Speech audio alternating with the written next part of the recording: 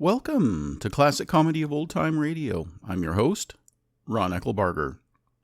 Today we get to laugh along with Chester A. Riley in The Life of Riley. This is episode number 189 of The Life of Riley, entitled Riley Tells Peg a Lie. It originally aired on February 21st, 1948. It's new. It's amazing. It's Prell, P-R-E-L-L, Procter & Gamble's new Radiant Cream Shampoo in the handy tube. Prell brings you The Life of Riley.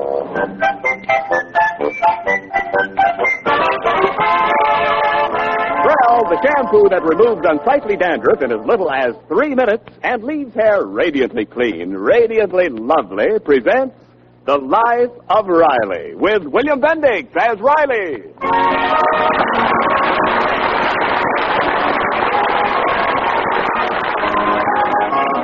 Tomorrow we celebrate the birthday of George Washington, and the anniversary of our first president will not go unnoticed in the Riley household.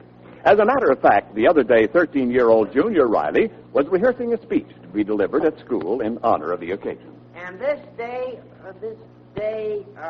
marks the birth date of... Morning, Peg. Say, where's my purple socks?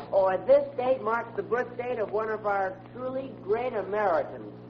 Hey, who's that on the radio? It's not the radio. It's Junior rehearsing a speech. Speech? He is a man whose very name has become a symbol for perseverance, integrity, and truth. Ah. And so, on this 22nd day of February, we salute him. The little darling's mixed up. My birthday ain't till April. Quiet, dear. We come assembled here to revere the memory of the man who is the father of our country. Listen to him exaggerate. I ain't even the father of a city. 2 kids is all I got to my name. He's talking about George Washington. Oh. Hiya, Pop. Oh, son, that's a fine speech you got there. Oh, you like it? Yeah. I have to deliver it for my public speaking class. Yeah, I like the way you say it, too. Your mouth has got very nice acoustics. Well, you better get to school, Junior. Well, so long. Yeah, wait a minute, son. Did I ever tell you the story of George Washington chopping down the cherry tree with his little hatchet? Every year, Pop. For the last 10 years. Well, it won't do him no harm to hear it again. It teaches you how important it is to always tell the truth. Well, Pop, I'll be late for school. So what? Tell your teacher the alarm clock didn't go off. Oh, fine. Is that your idea of teaching him the truth? I was only testing him. Okay, son, go on, go to school. Okay, so long. Yeah, wait a minute. You're limping. Oh, it's nothing. I hurt my ankle last night in the basketball.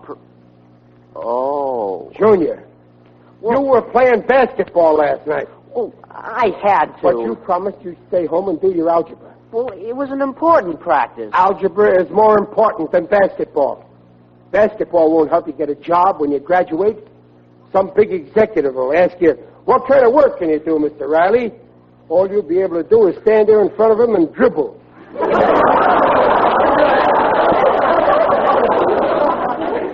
I'm sorry. I'll do my algebra during lunch. Now, what hurts most is you lied to me. You told a lie. After all the times I told the story about the cherry tree.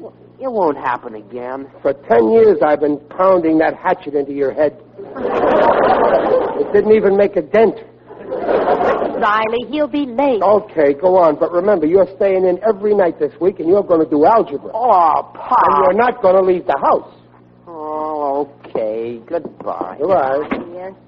Oh, Riley, you're right to reprimand him, but don't you think you were a little too harsh? No, I want my kid to always tell the truth. That's one thing I set my dead head on. My head's dead set on. I better start with the plant. Well, be home early tonight, will you, dear? We're going to visit the Gilberts.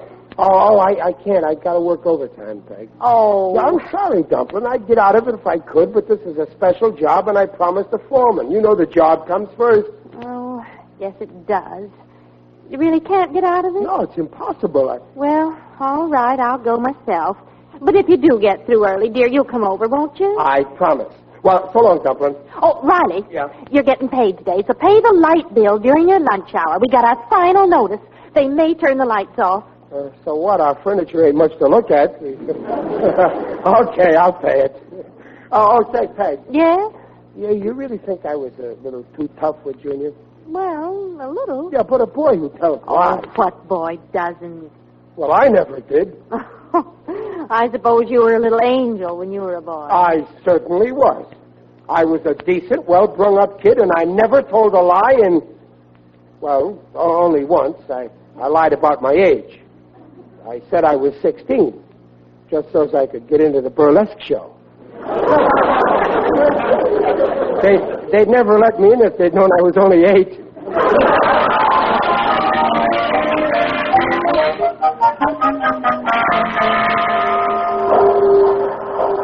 Okay, fellas, knock off now. Well, what do you mean, knock off? It's only 9:30. You said we were going to work till midnight. I know, Riley, but we run out of plates. Go on home, man. Oh, okay. How do you like that, Gillis? There's a foreman for you. He tells us we got to work late. Now he says go home. Suits me, Riley. Here I am, true at 9:30. The night is young. The missus thinks I'm waking till 12. What a setup. Hey, how about a stroll down the boulevard? Who knows? Maybe we'll pick up a couple of snappy numbers, huh? Gillis, you wouldn't do that. You're right. I wouldn't take the chance. That's how I met my wife. Well, let's go home. Come on. Say, I got an idea. Huh? There's wrestling at the arena around the corner. We got time to catch the main event. Hey, that is an idea. Who's wrestling? 2 dames. Dames? Yeah, big ones. I seen them before. Lady Pamela, the English bulldog, versus Countess Olga, the ox from the Volga. Oh, I'd like to see that. Yeah, where did you get a load of that Countess Olga? Yeah. What a bilk. I wish I had it. Yeah, well... Come on, Gillis, let's go. No, I can't go. Why not? Well, Peg's over at the Gilberts. I promised if I got through early, I'd drop in. Forget it. No, I can't. I promised. What's the matter? Afraid of your wife? Me? Me? Afraid of my wife? What's there to be afraid of? We got cops in this town. Well, come on. But I promised that well, at least I ought to phone her. That's suicide. If you phone her, she'll make you come over. The only thing more dangerous than a wife on the phone is a wife face-to-face. Yeah, of course, if I didn't have a nickel, I couldn't phone, could I? And naturally, you ain't got a nickel, have you? No. Nothing smaller than 100. Okay, Gillis, if I haven't got a nickel, I haven't got a nickel. It's not my fault. Sure. Due to circumstances beyond our control, we are forced to be bachelors for the next couple of hours. Yeah, ain't it awful? Yeah. Well, shall we go, Kerry? After you, Tyrone.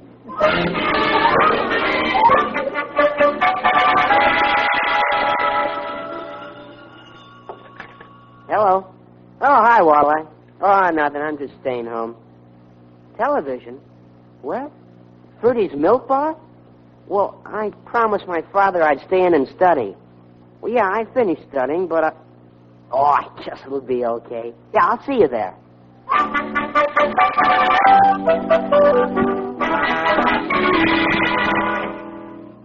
Well, what do you think of the set, Junior? Say, it's great, Bertie. This is the only milk bar in town with a television set. Yeah, and it sure helped business. All the kids are switching back to milk. You can see it so clear. And now here's a beautiful flying mare by Countess Olga, the ox from the Volga.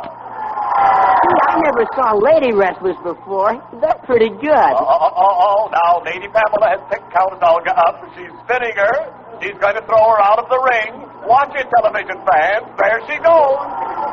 Hey, what happened? The screen went black. It always happens at the best part. Well, you can still hear the announcer. The Countess landed right in the lap of a spectator in the second row. Oh, there's an argument going on. Hey, will you look at that, folks? How can we, stupid? And now Countess Olga is picking up that burly spectator bodily and throwing it into the ring. Now both ladies are slugging him. Here come the police to break it up. Oh, gee, we're missing all the fun, Ferdy. Well, I'll have it fixed tomorrow. Oh, I wish I could have seen that big jerk being kicked around by those women. Well, good night, Ferdy.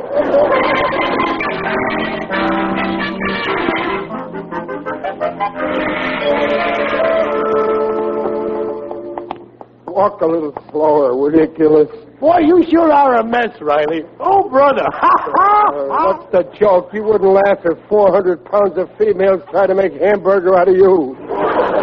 Well, I should be frank, Riley. You brung this on yourself. Me? Yeah, you shouldn't have said what you did when the Countess landed in your lap.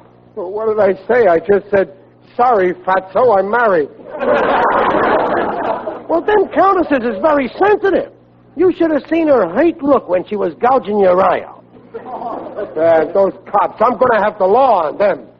Where were you when they were tossing me out? Oh, I was talking to the promoter. He wants you to do it all over again next week.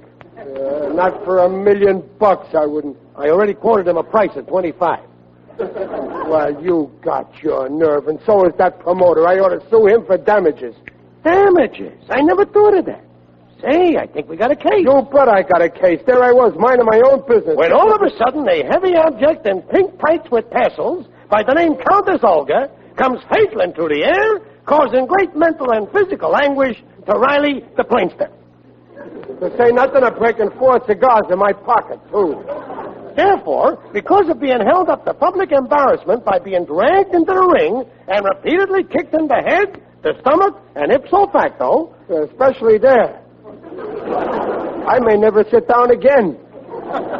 Therefore, Riley the plainstiff demands fiscal satisfaction to the tune of $100,000. Plus 10 cents for them 4 cigars. Riley, we as good as won the case. Now remember, as your witness, I get 50%. 50%? That's the usual fee for perjury. Riley, we'll make them pay through your nose. They made a fool out of you in front of 1 million people. Oh, no, wait a minute. There wasn't more than a couple of thousand people there. Television, Riley. The match was shown on television. You mean that everybody saw it? I'm suing for $200,000. $200,000? We ain't pikers. Yeah, no, wait a minute. I can't sue. Why not? Well, I have to tell my wife. I was supposed to be working overtime, remember? She found out where I was. There's no telling what she'd do. We ain't afraid of her, Riley. Wait till we win the case and I give you your 50%. No, Gillis, I ain't suing. I'm keeping this quiet, even if I have to lie to my sweet little wife. So what? It won't be the first time. That's where you're wrong. There's one thing I ain't never done. That's lie to my wife. I ain't never lied to her in 17 years. Since that night I told her I loved her.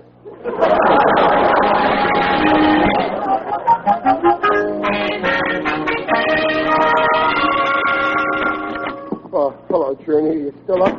Where's your mother? I don't know. I just got in. I mean, You what? Well, please don't get sore, Pop. You promised to stay in tonight and study. Yeah, well, I studied like you told me, and I heard they had the wrestling matches, so I went. Wrestling matches? That's a fine thing for a growing boy. Oh, it's just on television. Lady wrestlers. Yeah, that's... lady wrestlers? You saw the... Yeah, Pop. What a riot. Like I said, son, wrestling is a fine thing for a growing boy. Oh, well, then you're not sore, Pop? I can't afford to be. You did a naughty thing tonight, son. You fibbed, but I'm going to be big about this. I'm willing to overlook it. Thanks, Pop. I knew you'd understand. Yeah, sure, you little, darling. But your mother, she couldn't be as big as I am, so let's not make any trouble for you, darling. And let's forget all about wrestling and television and Countess Olga, the ox from the Volga. Let's just say that while I was working late tonight, you stayed in and studied, okay? Okay, but why are you winking like that? Playing dumb, huh? Well, two can play in that game. I'm great at it. Okay, Pop. We'll just keep this quiet. Yeah. Of course, you shouldn't have fibbed, but being you came to me like a regular little George Washington with a hatchet and confessed, as a reward, I'm giving you a little extra allowance. Where's my pay envelope? Here. Here, Angel. $10. $10 for me? Oh, God. Yeah, now remember, you just forget about the whole thing, huh? Oh, don't worry. For $10, I'd do anything. Why, I'd even wrestle that Countess Olga. It's worth more. I said forget the whole thing. Now go to bed. Okay. Good night, Pop. Good night. Fine kid he turned out to be. A child prodigy. The youngest blackmailer in the United States today.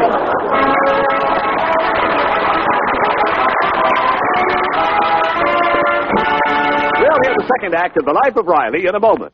Oh, Ken, everywhere people are changing to Prel, Procter & Gamble's Radiant Cream Shampoo in the handy tube. Naturally, Prell's a growing favorite for two reasons. First, you'll glory in the radiance of your hair when you shampoo with Prel, because Prel leaves hair far more radiant than old-fashioned soap or soap shampoo. Second, you'll marvel at the way Prell goes after unsightly dandruff. Yes, doctors' examinations prove that Prell removes unsightly dandruff in as little as 3 minutes, and that regular Prell shampoos control it. And how you'll love that handy Prel tube. It's safe, convenient, easy to use. And Prell lathers in the hardest water. So for hair that's groomed well, shampoo with Prell. P-R-E-L-L, Prel Shampoo. Leaves hair radiant, gleaming bright. Not a bit of dandruff is in sight. Comes in a tube, handy too. P-R-E-L-L, Prel Shampoo. By Prell. And now back to The Life of Riley with William Bendix as Riley. Oh, that you, Riley? How are you, dear? You left this morning while I was still asleep. Yeah, I couldn't sleep. Hello, Peg. What's the matter, dear? You seem so nervous. Anything wrong? Well, no, nothing's wrong. Is there anything new? You find out anything interesting today? Did Junior say anything interesting? Well, what do you mean? What should he say? Well, nothing. Nothing. Oh, fine boy, that Junior. Well, supper ready, Dumplin'? In just a second. I just want to finish reading this. Hey, you're reading the sports page. Yeah. What's new? Oh, listen to this. Things really began to pop last night at the arena when Lady Pamela and Countess Olga teamed up against a burly male spectator. Peg, let's eat, huh? Despite the gorilla-like appearance of the impromptu gladiator... Gorilla-like? Oh, isn't this disgusting? Women wrestling, well, it ought to be stopped. You're right, Peg, and those sports writers. It's guys like that which give us gorillas a bad name. I mean, let's see. Well, all right, dear. Will you light the oven for me, please? Yeah, sure. Oh. What's the matter? I got a pain in my ipso facto. My back. Dear, I think you're working too hard. Now, like last night. No more overtime from now on. I know it's extra money, but you know I'm not that crazy about money. By the way, where's your pay envelope? Here. I got to make a deposit, and then I want to go down to... What? Riley? You're $10 short. Yeah. Yeah, you see, I had to, well, naturally I'm short. Well, why? I worked overtime. You work overtime, so you get less money? Inflation. The dollar is only worth 40 cents. Now, stop kidding. What did you do with the $10? What did I do? Yes, you must have done something. Yeah, I must have. Well, try to remember. Suppose I said I lost it. All right, I won't say it. Come on now, just think. Did you buy something, or... Wait a minute. Yesterday I told you to pay the light bill. Well, that's it. The light bill. I paid the light bill. Well, why didn't you say so in the first place? Well, it just slipped off my mind. You're sure you paid it now? Peg, would I say it if it wasn't so? I distinctly remember yesterday during my lunch hour I made a special trip to the electric company. I worked... Who put out the lights?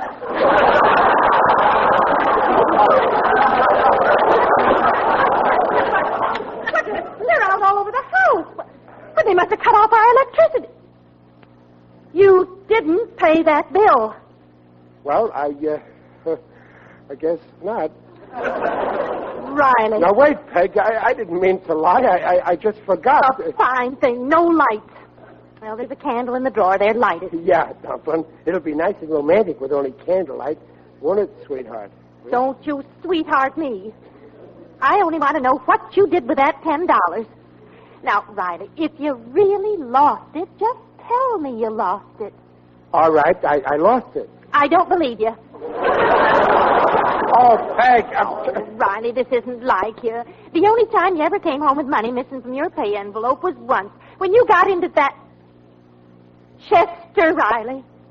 You played in that poker game at your plant again. Oh, no, I didn't. You promised me. You gave me your word of honor you wouldn't gamble. Now, wait a minute. I tell you I didn't play poker, and you've got to believe me.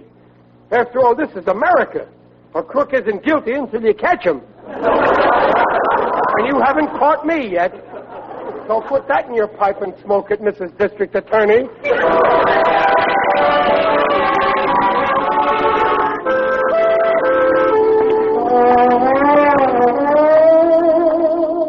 Oh, what's the use? I keep getting in deeper and deeper. I'll never be able to cover myself up now. In that case, perhaps I can do the job. Who's that? It is I, Digby Odell, the friendly undertaker. Greetings, Riley. You're looking fine. Very natural. What are you doing around here, Digger? I'm on my way home to listen to Truth or Consequences. Oh, yeah, they have that walking man contest. You got any idea who this walking man is? No, but I'm sure of one thing. He's not one of my customers. Care to toddle home with me, Riley? No, I ain't in the mood. I had a big fight with my wife. Ah, yes. Women can be difficult. When I was first married, I quarreled constantly with my wife, Brunhilde. You see, I hadn't decided on a profession yet. My wife insisted that I become a dentist. Imagine me filling cavities. You didn't want to? Heavens, no. I should fill a cavity for only $3. Brunhilde, I said, rather than become a dentist, I'll dig ditches first. Well, here I am today. Well, my trouble started with the wrestling matches. Personally, my sport is pugilism. As a matter of fact, I've boxed some of the biggest people in town.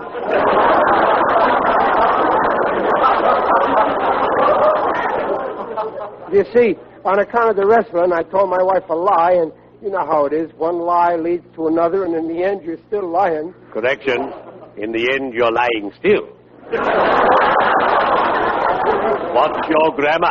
I don't know what to do, Digger. Take my advice. Go home. Go to your dear spouse and tell her the truth. Well, I'll do it if you think it's best, Digger. I've given you one way out, and that's more than I do for most people, believe me. Well, cheerio. I'd better be shoveling off.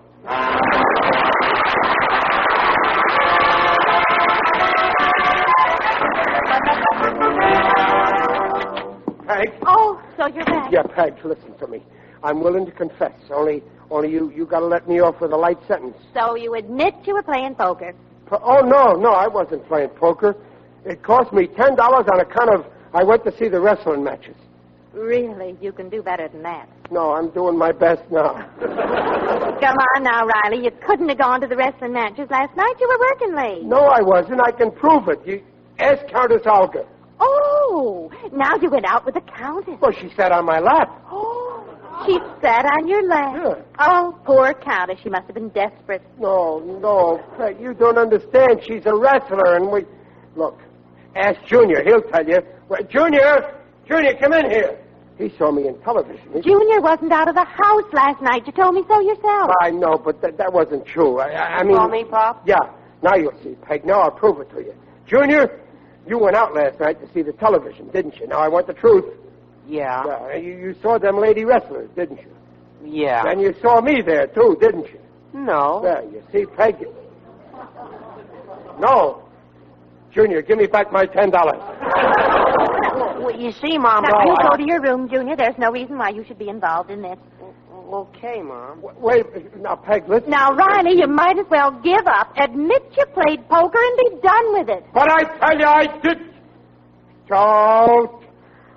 Okay, I admit it. I played poker. I played half the night. Hour after hour, I was a gambling fool. I admit it. I'm guilty. Guilty. Guilty. Do you hear? I'm guilty. Thank you.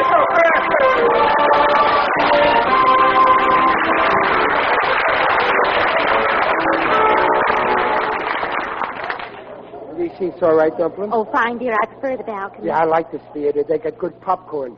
Now, don't eat it when the movie starts. No. Oh, this is more like it, Dumplin'. You not being mad anymore, everything lovey-dovey like this. Well, I'm not hard to get along with.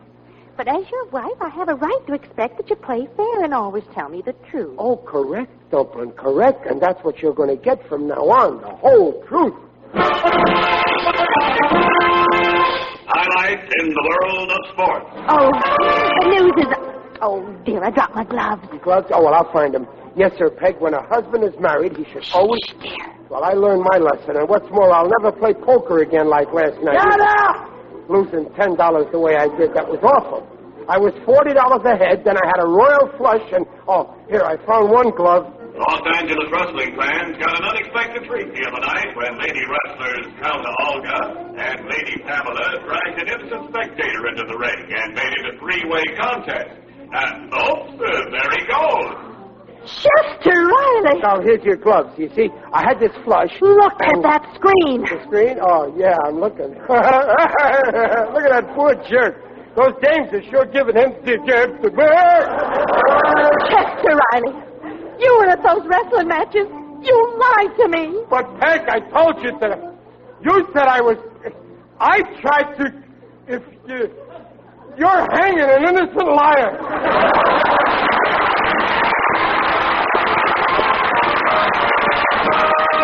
The Rileys will be back in just a moment. The choice of millions. That's Prell, Procter & Gamble's new Radiant Cream Shampoo in the handy tube. Mrs. Jack Fair of the Bronx, New York, says this about Prell. It's hard to believe that a tube of Prell could make such a difference. Well, now my hair glistens with radiance, and embarrassing dandruff is under control. Prell's the perfect shampoo for me. And it'll be Prell for you once you see how quickly Prell removes unglamorous dandruff. Leaves hair radiantly soft, smooth. Buy, try. P-R-E-L-L, Prell shampoo. Leaves hair radiant, gleaming bright. Not a bit of dandruff is in sight. Comes in a tube, handy too. P-R-E-L-L, Prell shampoo. Junior. Yeah, Pop. Sit down, Junior, here beside me, son. Well, sure, Pop. Yeah, well, now, Junior, these last couple of days it's been pretty rugged, and tomorrow is George Washington's birthday. Yeah, I know. And you know, there's that story about George Washington and the cherry tree. Oh, Pop, you're not going to tell it to me again. No. This time you tell it to me. Boy, can I use it.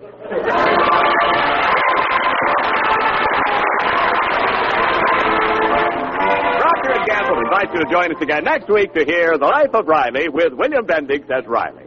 The script is by Alan Lipscott and Reuben Schiff. Mrs. Riley is Paula Winslow. Digger Odell is John Brown. The Life of Riley is produced by Irving Brecker.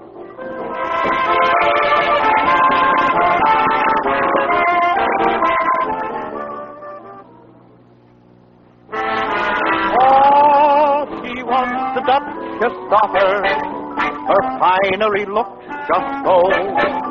She washed them all as you want, washed them all as you want her, with wonderful ivory snow.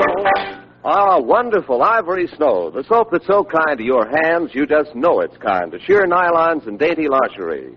And your hands will tell you why Ivory Snow keeps lovely washables lovely longer. Prove it. This week, wash dishes with Ivory Snow. When you see how it pampers your hands, you'll really know it's extra kind to fine fabrics. There's no other soap like it. Ivory Snow is the only soap, both ivory mild and in granulated form. Make suds instantly in lukewarm, even in cool water.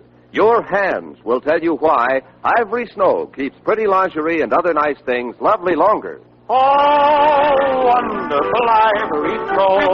S-N-O-W.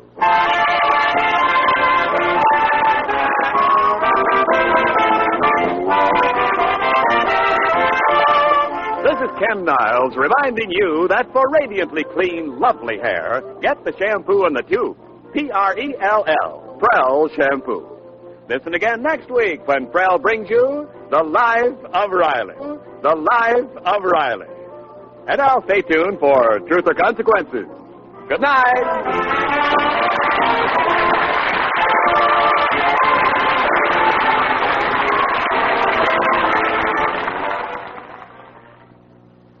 This is NBC, the national broadcasting company.